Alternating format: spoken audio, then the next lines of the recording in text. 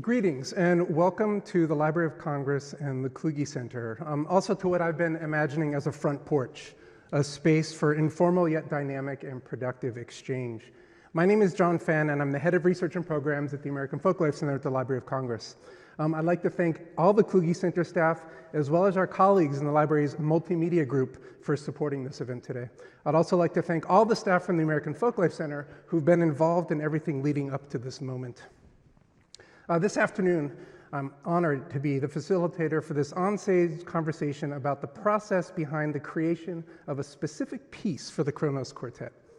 In effect, our conversation will give you an inside look into how archival collections inform works of art, the ways that curiosity, artistry, critical reflection, and rabbit holes feed the organic growth of a commissioned composition for contemporary music.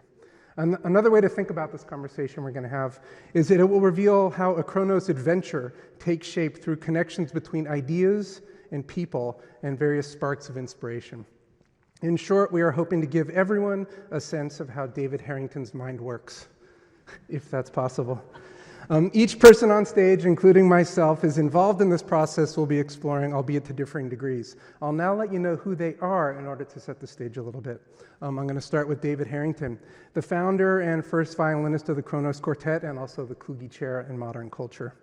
Since Kronos began in 1973, David has been its artistic director, curating all 1,200 commissioned works composed for the group so far. Known worldwide for revolutionizing the string quartet, Kronos has performed thousands of concerts and more than 70 recordings, all of which have helped shape the musical and cultural landscape that surrounds us. Three-time Grammy winners, Kronos has been the recipient of many awards, including the Polar Music Prize and the Edison Prize.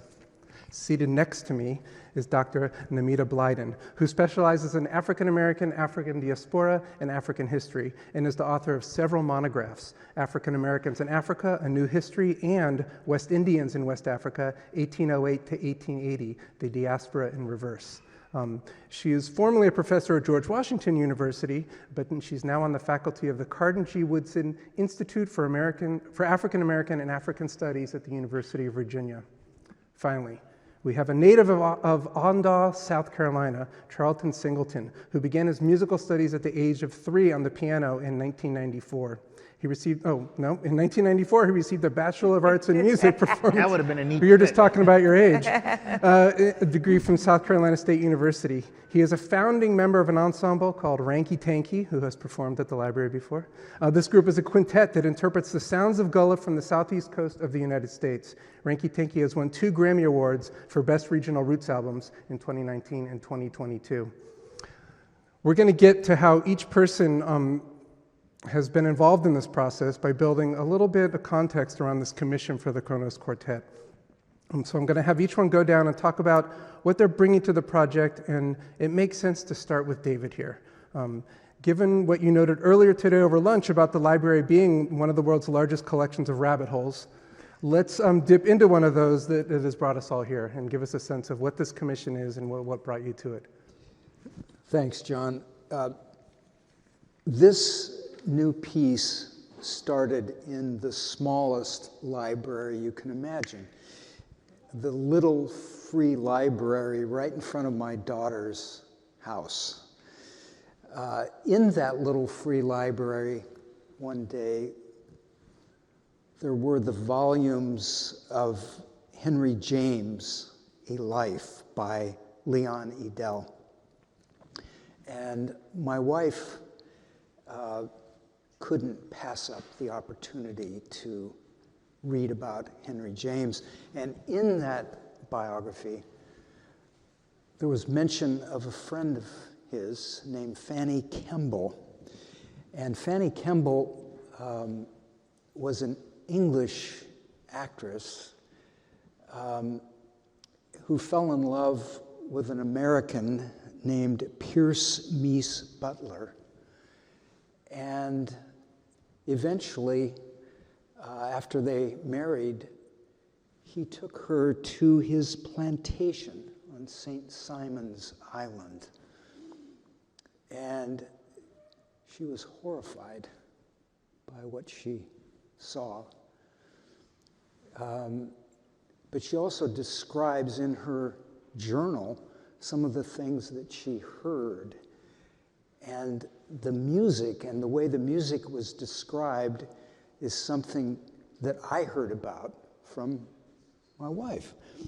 And I needed to hear what music sounded like from that area as soon as possible. And so we went on to YouTube, and I just wrote in St. Simon's Island, and what came up was a program by Alan Lomax in 1960. And I couldn't believe it, how beautiful it was. And the Georgia Sea Island singers blew me away.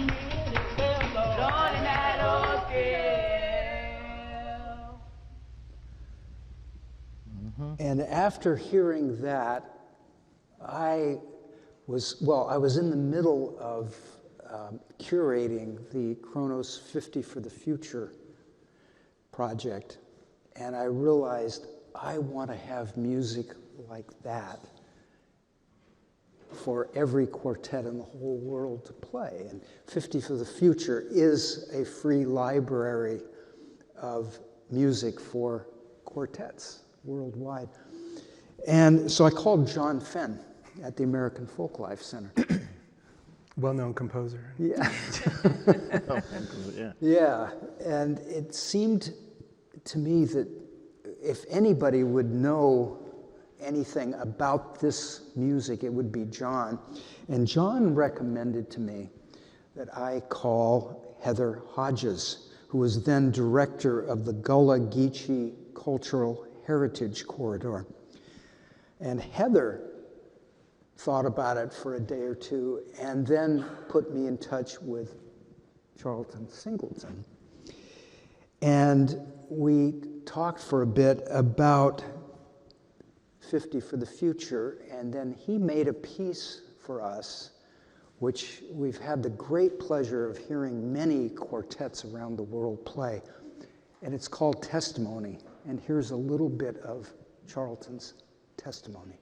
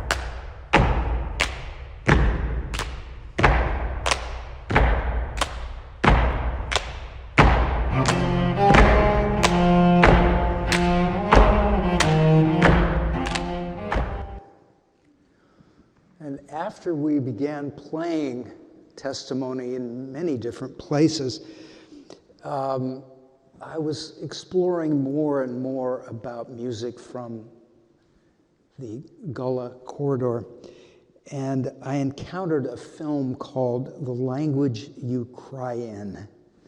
And in that film, there was the story of a recording that the linguist Lorenzo Dow Turner recorded in 1932. And it's a Mende song, and it was sung by Amelia Dolly.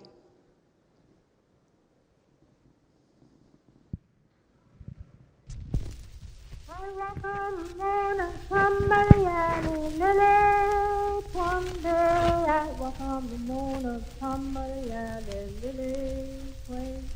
As you really go to high bunga lily, as you really go dwelling the queen. As you really go to high bunga lily, as you really go dwelling the queen. I walk on the moon and somebody added lily. One day I walk on the moon and somebody added lily. Has it really go to higher Pandaya? Has it really go dwelling between? And I was struck by the fact that Amelia did not know what the words meant. Her mom, who she learned the song from, also did not know what the words meant, nor did Lorenzo Dow Turner at that moment. And it was only when another linguist from Sierra Leone visited the United States and Lorenzo Dow Turner played that recording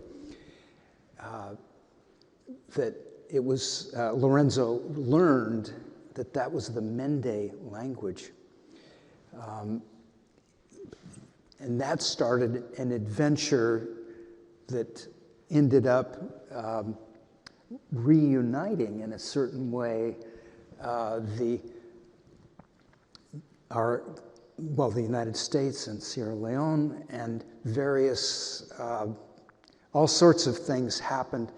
And it was at that moment when I thought, you know, I get to be at the Library of Congress, and I'm going to learn as much as I can about this. And I've had a lot of help since I've been here.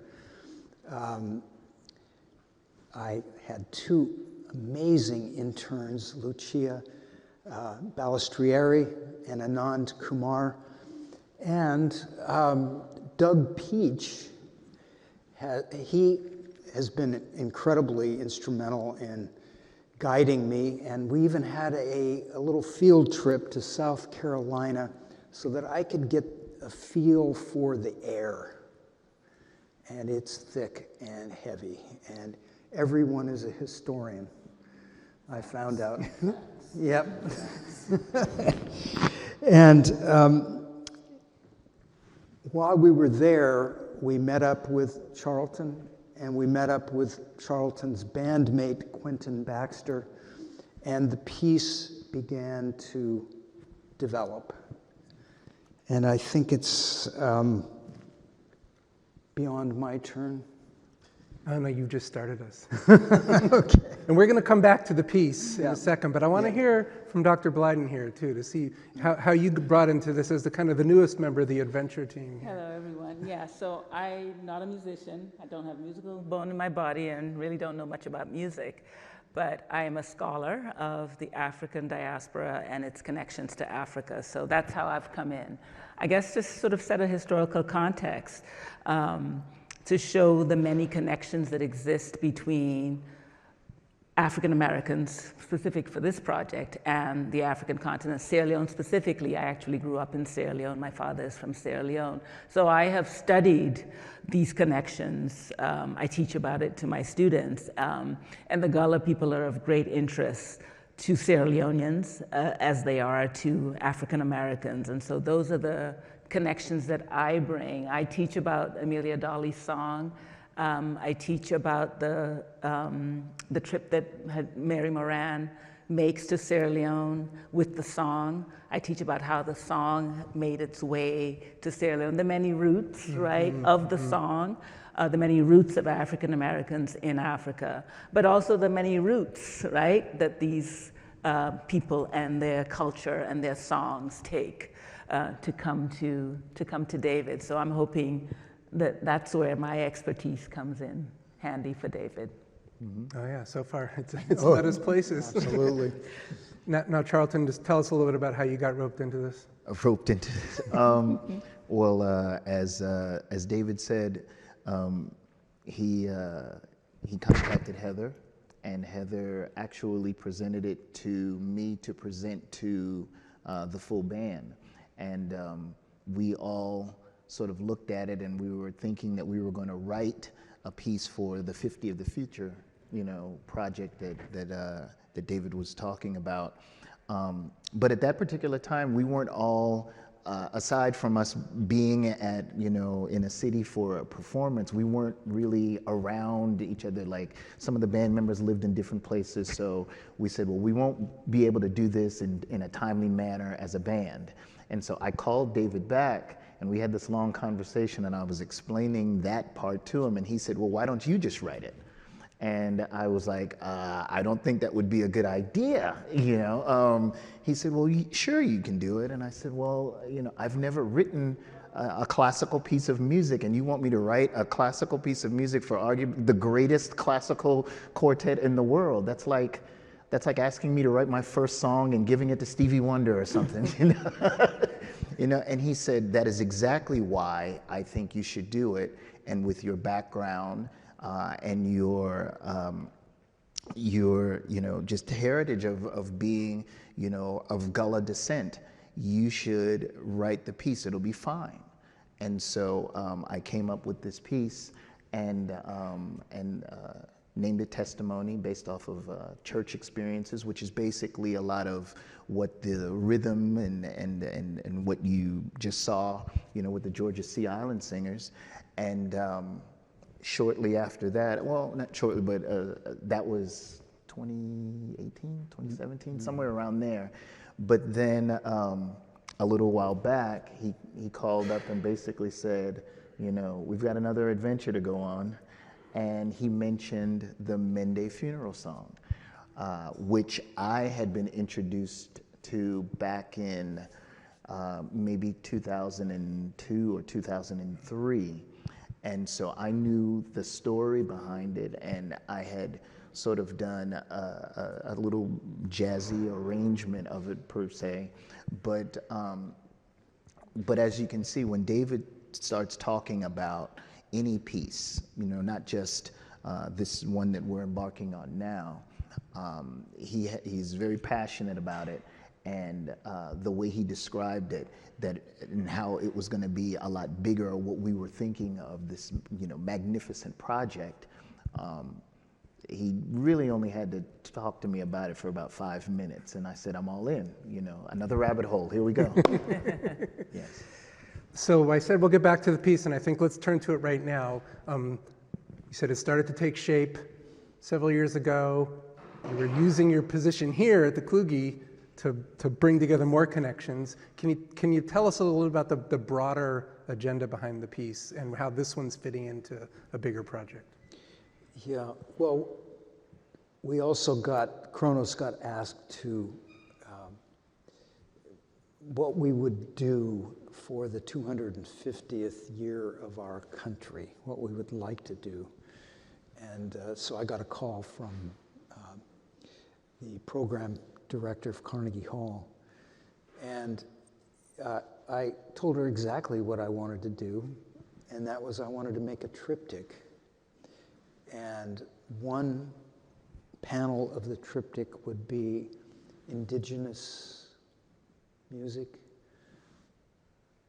The second panel would be African American music, and the third would be Chinese American music.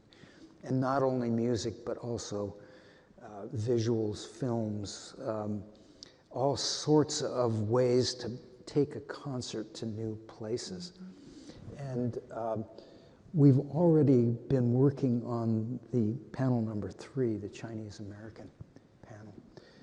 And Charlton and I were talking last night, and I didn't get to one of the ideas I had, but I'll tell you right. Yeah, I know.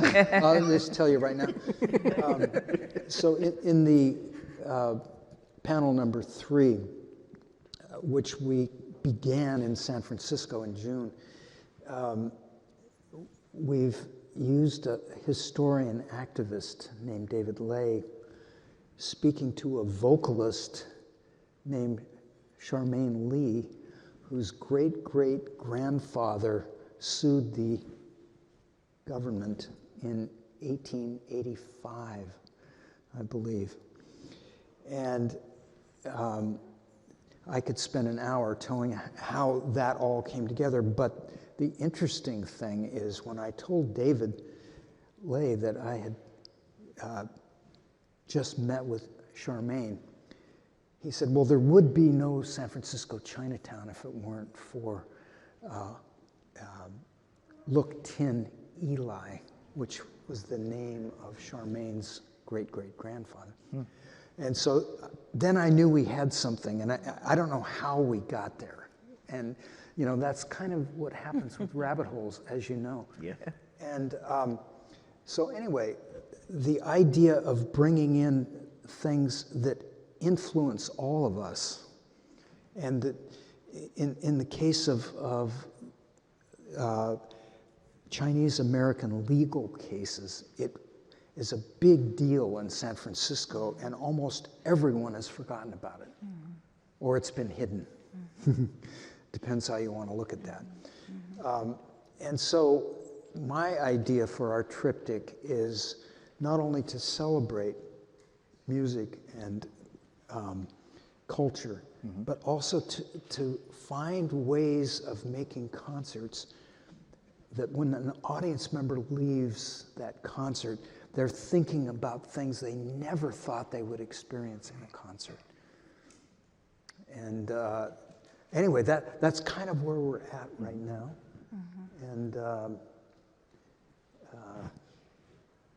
And you're the one that suggested that Quentin Baxter be a part of this, and I think you said you had something to demonstrate for us. Well, anytime you talk about music from the Gullah Geechee corridor, or you know, basically it all starts with rhythm, and there's a specific rhythm in Gullah music that we have, and it's all, you know, Western African, definitely influenced, which influences Gullah, which influences a whole bunch of other genres of music that we think of today as, you know, normal things, whether it's jazz or country music or folk or, you know, bluegrass, you know, just whatever. And a lot of times we find ourselves in going and doing speeches, or, you know, talking with students and things like that, and explaining how Gullah, you know, was here before we had rock and roll or any of those things. But it always starts with the rhythm. And even in the video that we saw with the Georgia Sea Island Singers, you know, they were stomping their feet, they were clapping their hands, they had a tambourine, they were using their voices. And the original form of Gullah music, you know, the way that we talk about it, you have those three things. People using their voice to sing, people clapping their hands and stomping their feet, because you have to remember this dates back to before we had electric guitars or, you know, a full drum set or any of those things. And so in the Gullah community, the only place that we were allowed to exercise these, you know, this entertainment, this spirituality, was at church in a praise house. And most praise houses, you know, had a wooden floor and, you know, no organ or anything. And so that rhythm is the basis for a whole just bunch of different styles of music. And if you're a musician out there and you understand music theory, it's a very easy rhythm on paper. It's a dotted quarter, followed by an eighth note, followed by a quarter rest, followed by a quarter note. It looks and it sounds very simple on paper. But as my friend Quentin Baxter would say, the simplicity of that, don't get it twisted. That's what he would say. Don't get it twisted. Because the complexity of that rhythm and the little subtle nuances of that rhythm and the context and his favorite word, the lilt in that rhythm, is what makes it so dynamic and how it all comes together. So the rhythm really basically, and remember, you have a wooden floor, and so imagine that you are in a church setting or something like that. The rhythm is basically one measure long in musical terms. So if you're counting 1, 2, 3, 4, 1, 2, 3, 4, 1, 2, 3, 4, 1, 2, 3, 4, 1, 2, 3, 4. That's the rhythm. To the naked ear, sounds really simple. There are a few things that you can add to that rhythm. There's the accent. You can add the accent on the and, so the second clap.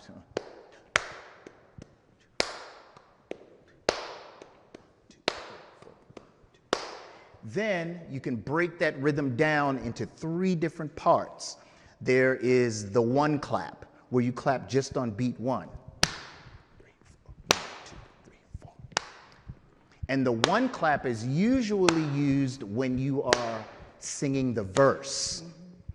And you use that one clap because you can hear all of the words to the verse. You use the half clap, which is the first and the second clap, when you are about to set up the chorus. So the half clap would be this.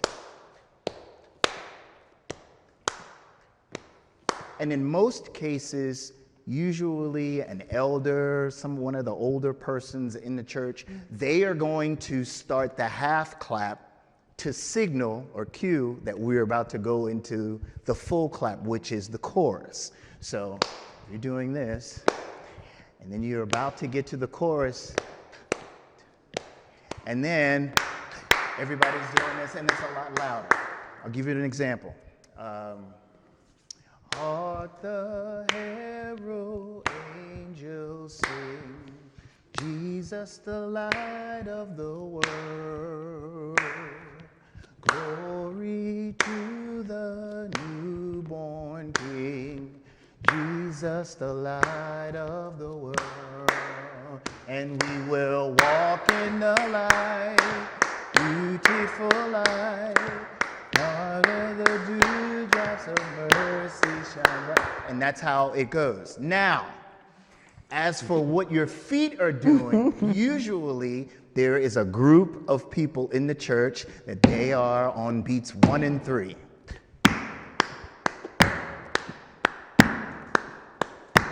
Then you have those folks that are special, and they can double up with their feet as this is going.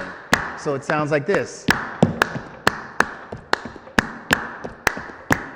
And then you have those other folks that will accent on beats 2 and 4 with their feet as they're clapping.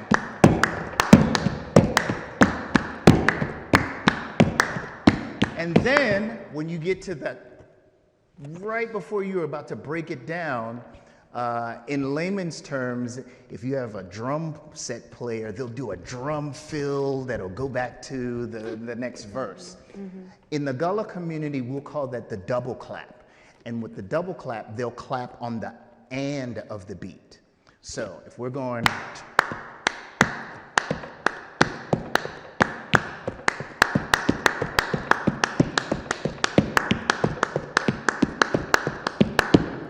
Now, and I'll sit down.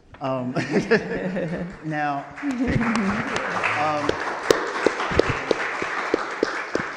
there's so many. Oh, there you go. There you go. And David, what you didn't see in a part of testimony, I wrote the beginning of that song. I wrote the rhythm, into what they're playing. So we kind of saw the middle and then going into the end, but there's a whole nother story about how testimony is crafted.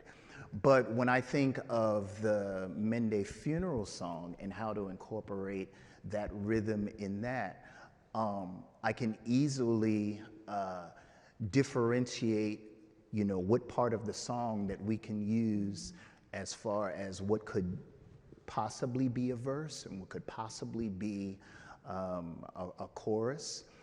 There's another part of the song, if you're not familiar with it, that we didn't hear on the clip that goes, it's a little bit, it's not as repetitious as that part. And so between that, as David said, involving one of my best friends, Quentin Baxter, who is a masterful percussionist and explains rhythm, just so in-depthly, on how he does it, and the, how the tambourine comes in, and how a washboard comes in, and all of these other percussive instruments that are not plugged in, that are, just acoustic instruments. I mentioned it to David, and I said, well, we've got to figure out a way to incorporate that. We've got to figure out a way to incorporate that, a performance of that, a performance, of course, with the strings. And then I got inspired even more by watching the Kronos Quartet play and do a performance. And they had all of these other instruments and things around them. And I just thought, more toys, basically, that we could add. So I'm looking forward to us diving into it more and incorporating, like I said, it all starts with the rhythm. Mm-hmm. Incorporating that recording, of course. Perhaps some of the audio from Brother Turner, a whole bunch of things. And I'm very happy that David has always been basically just gung-ho about it. And his attitude has always been, not just with the things that he's, talked with me about it, but if you just look over the catalog of the Kronos Quartet, his whole thing has been, or their whole thing has been, if that's what you feel, and if that's what is going to bring out the music and what you are thinking, we're there, let's go. Mm. And so to have that sort of complete, autonomy and just to go for it, I'm definitely looking forward to that.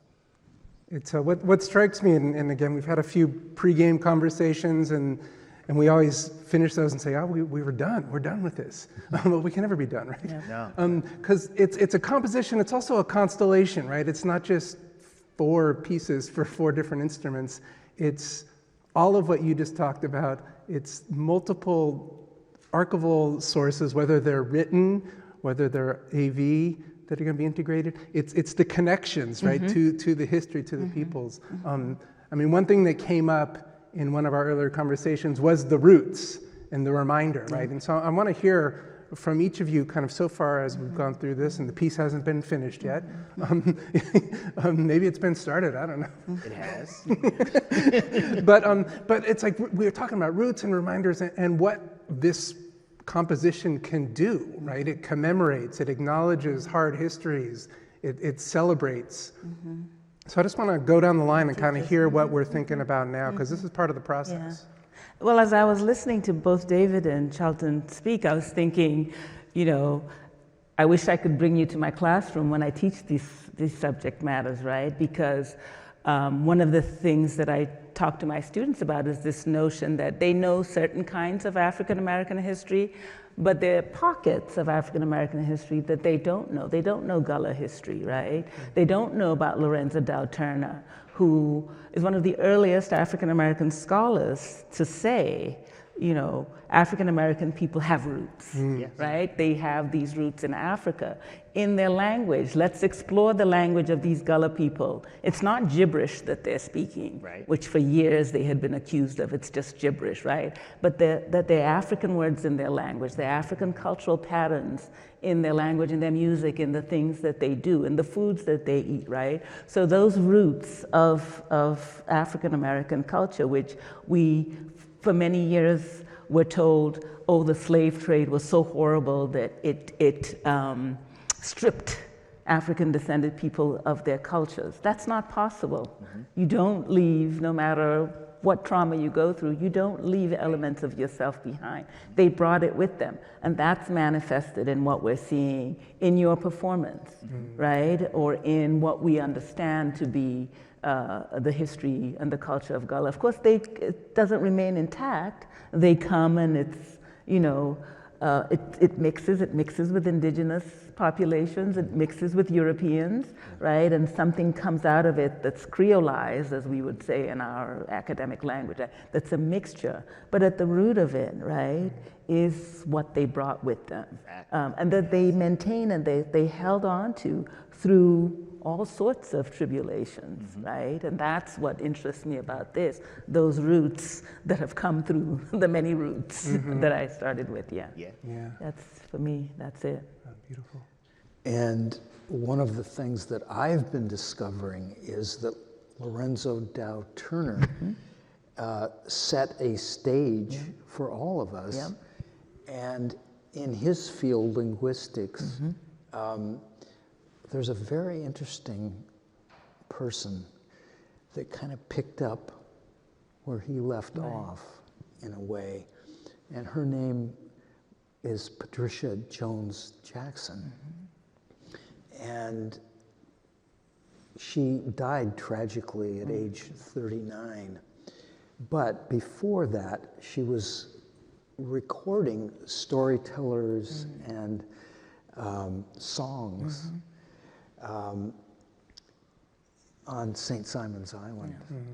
And her book, When Roots Die, is absolutely fantastic. And in that book, she mentions one specific recording.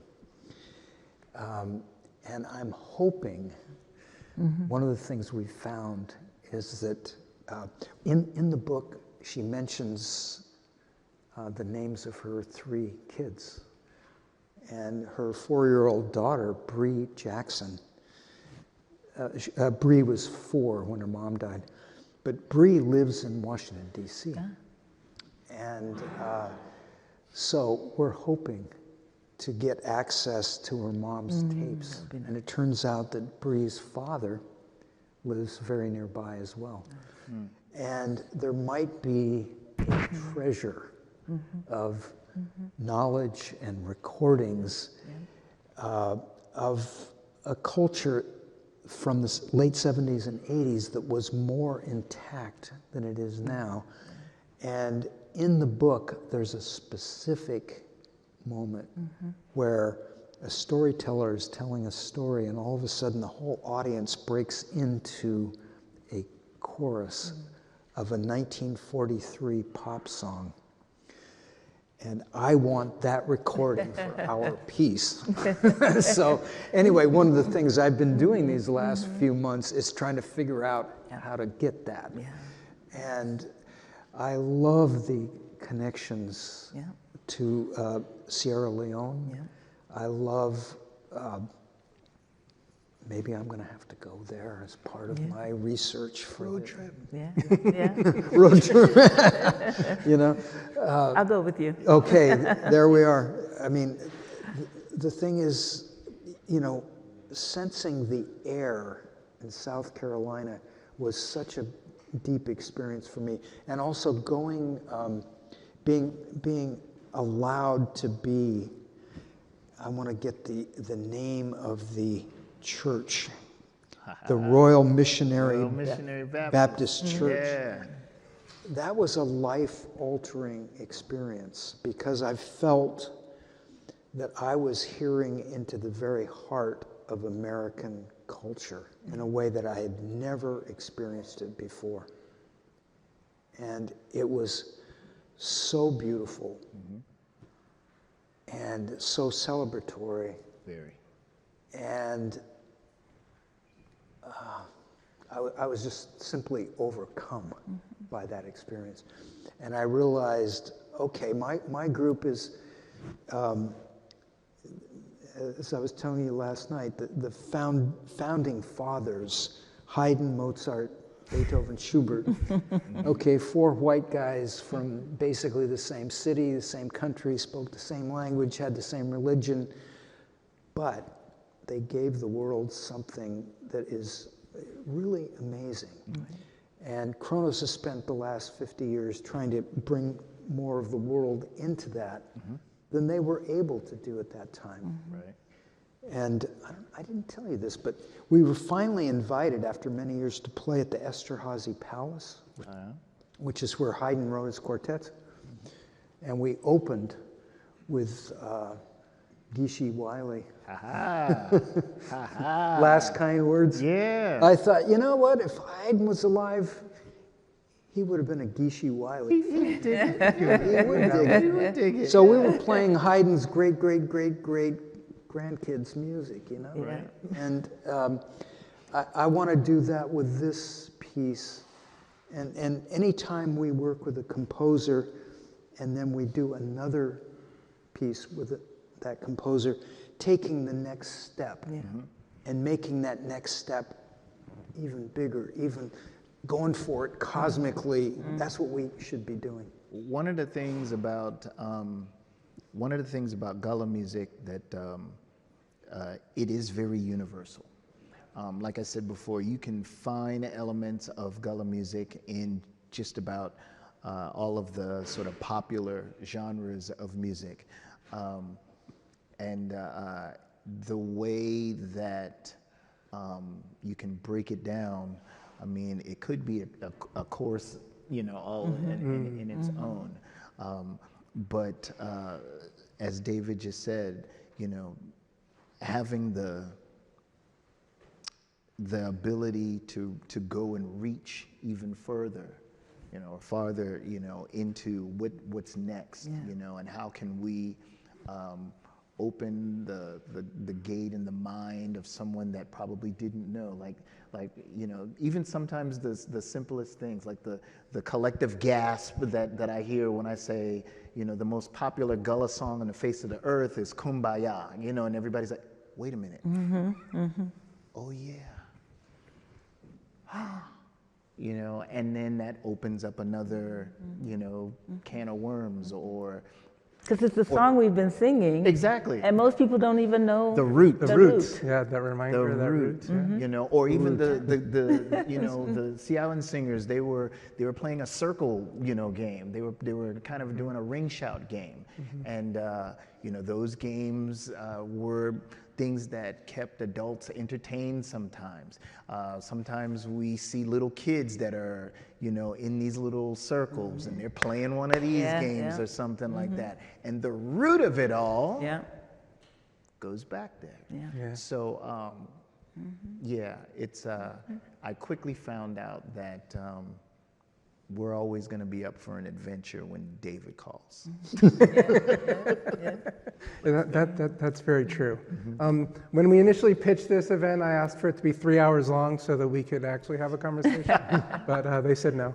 So we're going to turn it over to questions because that's part of how the conversation continues. So there's those of you in the audience, there's 2 people with microphones. Put your hand up, please, if you have a question. Those of you watching online, we'll be monitoring the questions as well. So let's hear from you all. We have one here. Thank you so very much. That was so informative. I mean, I'm from Malaysia, and I sang Kumbaya in church, and I definitely did not know where it came from. So I'm not sure I have a real question, but I find this really fascinating. It seems like there's so much culture that is preserved not in text, and as a textual scholar myself, right, it feels as if, you know, there's a lot of kind of missing history that we can't get at when we don't look at things that are not like completely textual documents, you know. And you're a historian, so you know that. And so I was just sort of, maybe if I were to make up a question here, like how do we get, like, would you like to talk about sort of how you bring that non-textual part into your scholarship and into the classroom? Thank you so much. So I teach Africa, and I begin every class with a discussion of what is history, right? What is history? What is memory, right?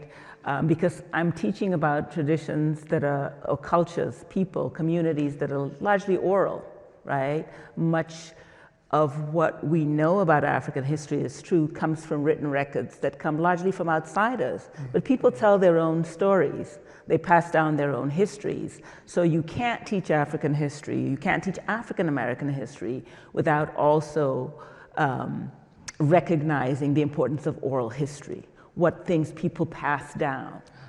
Songs, we're talking about Amelia Dolly's song, which got passed down, and we're talking about it now and made its way back to Africa, right? Because it was passed down, and it was passed down orally. You know, I think we have a script of it that Lorenzo Turner wrote down, but Amelia Dolly sang it, and she passed it on through generations. So the importance of that is something that I stress to my students. We can't privilege the written over the oral when we're teaching the things that we study, and that's how I work.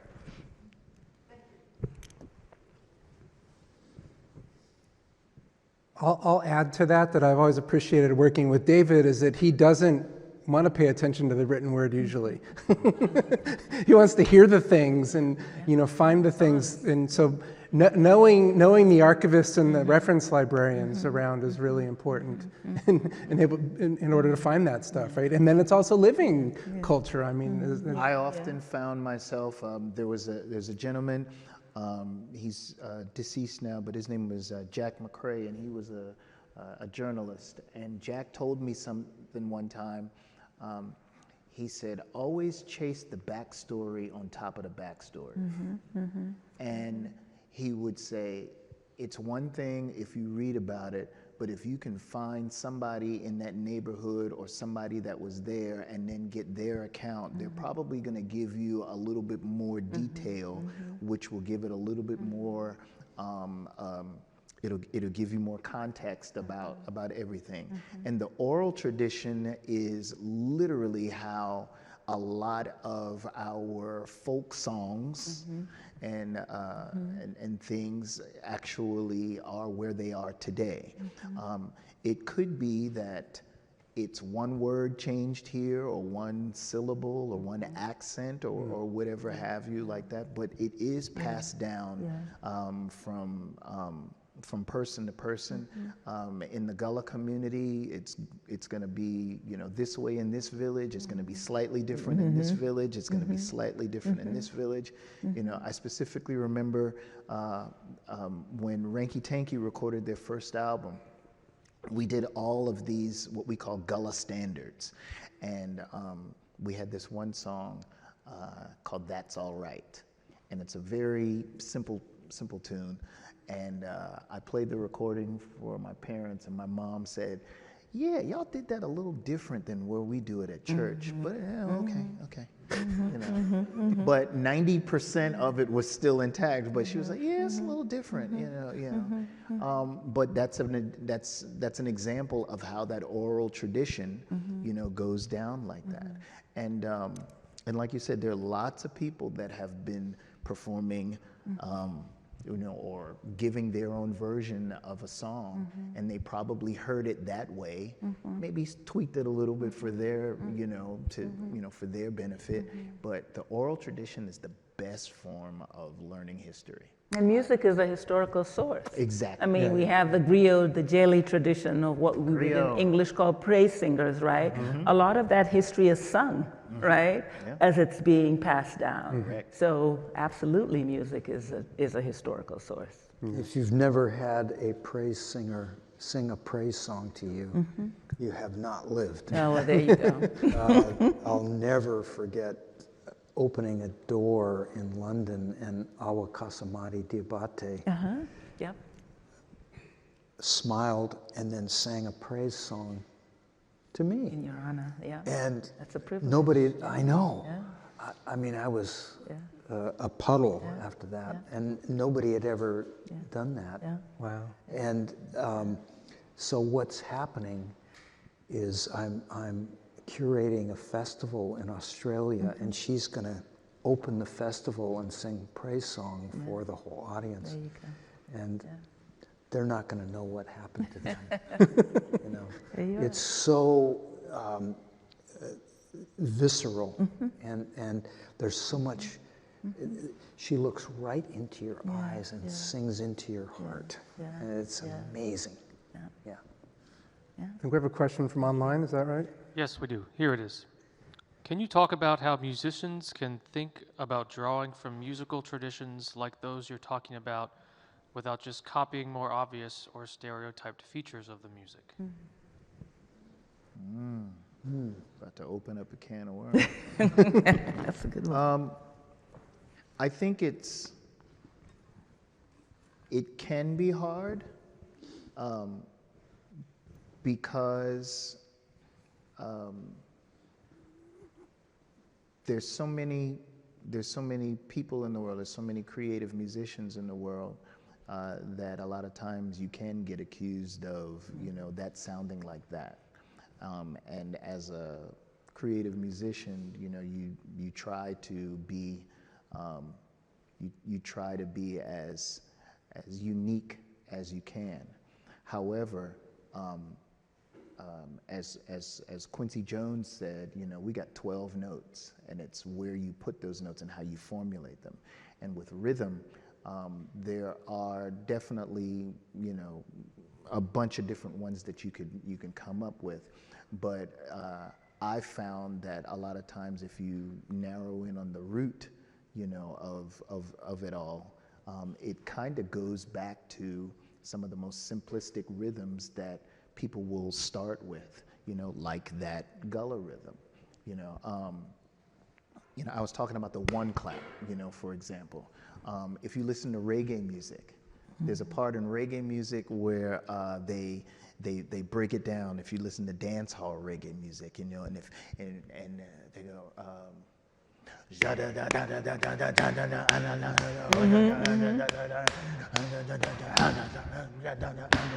That's the gullah rhythm right there. But there's also a connection, if you think about it, that takes a lot of those Africans that ended up in the Caribbean. There's that whole part of the story that you can get into, more rabbit hole. Yeah. it's But if you don't know, And if you- right? yeah. That's what Lorenzo Dow Turner was saying. Correct. These people came from somewhere. Right. Let's look there to understand their lives here. Right. Right? No, they didn't just come from nowhere. They came with something, and Right. it was, And I think it's recognizing those histories and those complications and consulting them as a musician. I think this process here is about a process That's of right. consultation and trying to understand, not just turning to Charlton and saying, hey, write us a piece. Yeah. It's bigger than that. I think there's an element of that too, the ethical component. Definitely, yeah. And also, the last thing I'm going to worry about is criticism before we start doing anything, because what I want to do is explore and enlarge, and part of the privilege of being able to play in a group and play concerts for people is you get to celebrate being a musician and learning more about life and music. And to me, that's a really important thing. And somebody's going to say, well, I already heard that. Okay, but you didn't hear it this way. True. And you didn't hear these people do this with their background. Right. And to me, that's a really important thing. that we all have. And so basically, we don't have to worry about being unique. We're already unique. We already are there. Yeah. And one thing I do want to say, though, about the diaspora. So my wife found this recording, and we found out it was a Smithsonian Folkways recording released in the 80s, and it was music from Trinidad, and there was one track, and it's being worked on right now for our piece by my friend Jacob Garchik. And I called up Doug Peach, and I said, Doug, this sounds like Gullah music, and it also sounds like African music. And Kronos did an album called Pieces of Africa. It came out in 1992. And if you listen to the singer on A Shout, on the Trinidadian album, he sounds exactly like Dumasani Matairi from Zimbabwe, to me. So I called up Doug and I said, now how come I'm hearing African music and Gullah music at the same time that came from Trinidad? Aha. The African root. And he said, David, you need to know more about American history. And so here I am getting a history lesson over the phone from Doug Peach. And he said, well, during our Revolutionary War, in the Gullah Corridor, the British offered enslaved people Their freedom if they fought on their side. freedom and land. Well, they had to go to Trinidad to get the land. That's where it was. And that's where it was. Yeah. And so as you just said, you don't just lose everything. I mean, no matter what, Take what you can there's still remnants of your roots. And they took those roots to Trinidad. And, you know, how many centuries later, the music is, you know, it's recognizable and its roots are recognizable. All right, well, we are at time here. And unless I want to give you the last word. I told you I asked for 3 hours to begin. Well, I want to thank the panelists, the conversation partners here, Charlton, David, and Dr. Blyden. And thank you all for coming. Thank you all for watching online.